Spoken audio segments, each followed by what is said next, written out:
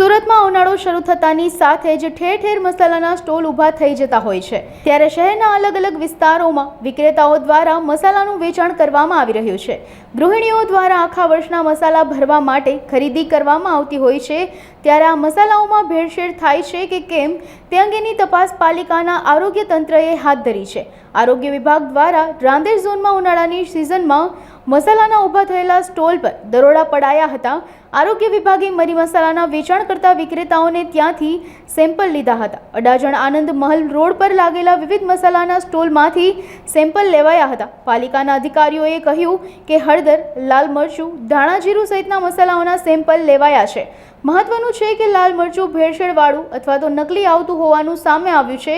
આરોગ્ય વિભાગે સેમ્પલ લઈ લેબમાં મોકલ્યા છે। જો સેમ્પલ નેગેટિવ આવશે તો વિક્રેતાઓ સામે કડક કાર્યવાહી કરવામાં આવશે।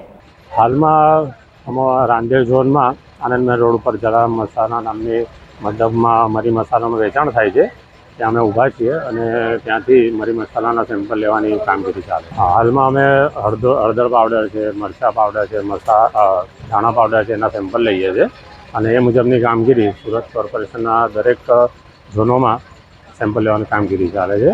રિપોર્ટ આપણે બને એટલો જલ્દી લઈએ છીએ અને આવી જશે અને એના અનુસંધાનમાં જે કંઈ આગળની કાર્યવાહી કરવાની આવશે ફૂડ સેફ્ટી સ્ટાન્ડર્ડના અનુસંધાનમાં એ પ્રમાણે કામગીરી થઈએ।